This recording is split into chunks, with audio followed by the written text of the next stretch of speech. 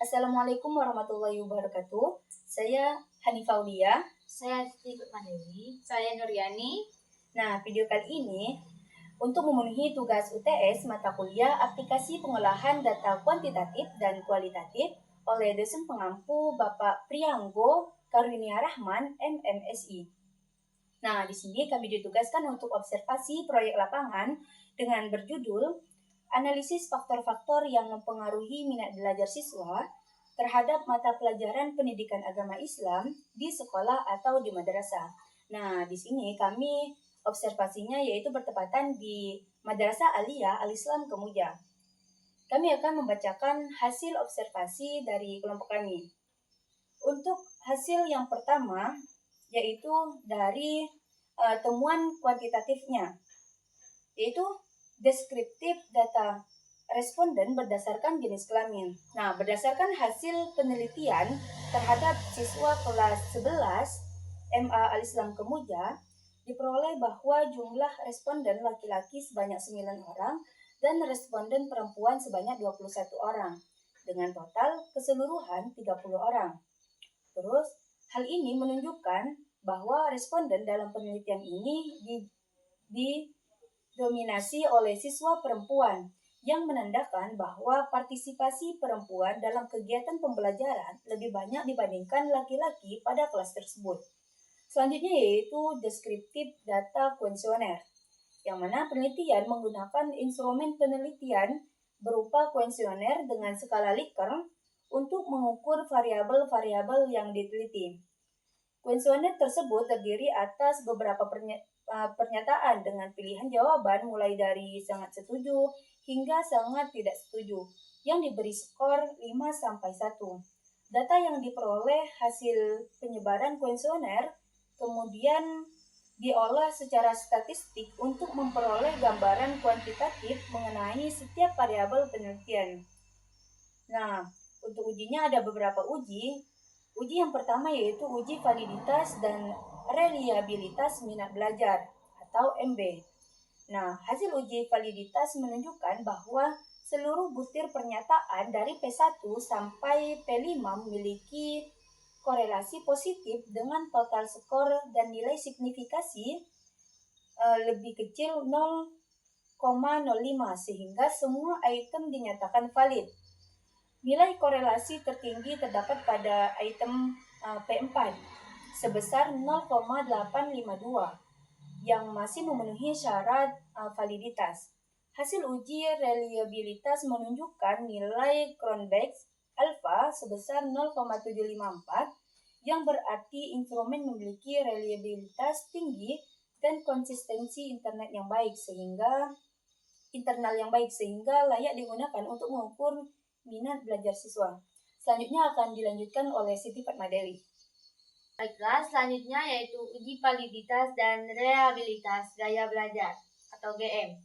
Hasil uji validitas menunjukkan bahwa seluruh item pernyataan P1 sampai P5 memiliki korelasi di atas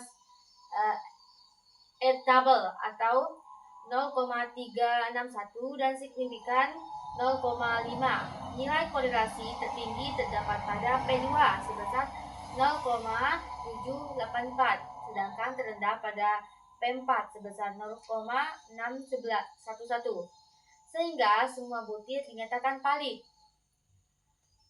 Hasil uji reliabilitas menghasilkan nilai Cronbach's alpha sebesar 0,781 yang menandakan bahwa instrumen ini reliable dan memiliki konsistensi internal yang baik dalam mengukur gaya mengajar guru. Yang selanjutnya yaitu uji validitas dan reliabilitas media pembelajaran ataupun MP. Hasil uji validitas menunjukkan seluruh butir pernyataan P1 sampai P5 memiliki nilai signifikan 0,05 dengan nilai korelasi tertinggi pada P2 sebesar 0,816 dan terendah pada P1 sebesar 0,557 yang menunjukkan bahwa semua item itu valid. Nilai Cronbach's alpha sebesar 0,752 menandakan bahwa instrumen memiliki reliabilitas yang baik sehingga dapat digunakan untuk mengukur efektivitas media pembelajaran. Selanjutnya yaitu uji validitas dan reliabilitas lingkungan belajar ataupun LB. Hasil uji validitas menunjukkan bahwa semua item dari P1 sampai P5 memiliki korelasi lebih besar dari R double 0,361 dengan nilai signifikan 0,05. Nilai korelasi tertinggi pada P3 sebesar 0,907 sedangkan terendah pada P4 sebesar 0,575. Sehingga seluruh item dinyatakan valid. Nilai Cronbach's alpha sebesar 0,787 menunjukkan bahwa instrumen eksternal yang baik dalam mengukur variabel lingkungan belajar.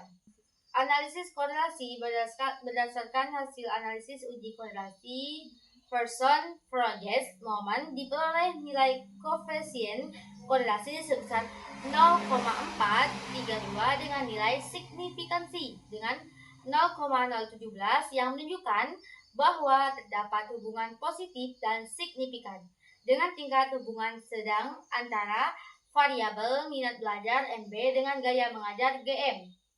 Artinya, semakin tinggi minat belajar siswa, maka semakin baik pula persepsi mereka terhadap gaya mengajar guru dan sebaliknya.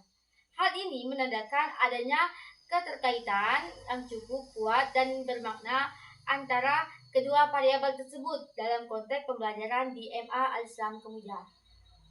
Nah, selanjutnya untuk hasil yang terakhir akan disampaikan oleh Nuryani. Baik, selanjutnya yaitu temuan kualitatif. Data kualitatif berdasarkan wawancara. Hasil wawancara dengan guru PAI dan 5 siswa menunjukkan bahwa pembelajaran PAI di kelas 11 MAK berjalan cukup baik. Guru berusaha menciptakan suasana belajar yang hidup dengan memadukan metode ceramah dan diskusi agar siswa lebih aktif dan tidak mudah bosan. Media pembelajaran yang digunakan masih terbatas seperti buku LKS karena keterbatasan sarana seperti InFocus sehingga susah dapat menampilkan PowerPoint. Guru juga memperhatikan latar belakang siswa baik dari SMP maupun MTS karena perbedaan pengalaman belajar agama memengaruhi pemahaman setiap individu. Lingkungan sekolah maupun peran orang tua itu turut mempengaruhi minat belajar siswa. Sementara kondisi mental dan fisik juga menjadi faktor penting. Untuk menjaga semangat belajar, guru memberi waktu istirahat dan ice breaking di sela-sela pelajaran. Secara keseluruhan, gaya mengajar guru yang interaktif, lingkungan belajar yang mendukung, serta perhatian pada kondisi siswa berperan penting dalam meningkatkan minat dan keaktifan belajar PAI. Baik, itulah pemaparan dari saya alihkan kepada moderator. Baiklah, inilah penyampaian hasil observasi kami. Jika terdapat kesalahan dalam penyampaian, kami mohon maaf. Kepada Allah kita sama-sama mohon ampun. Kami akhiri. Wabillahi taufiq wal hidayah. Wassalamualaikum warahmatullahi wabarakatuh.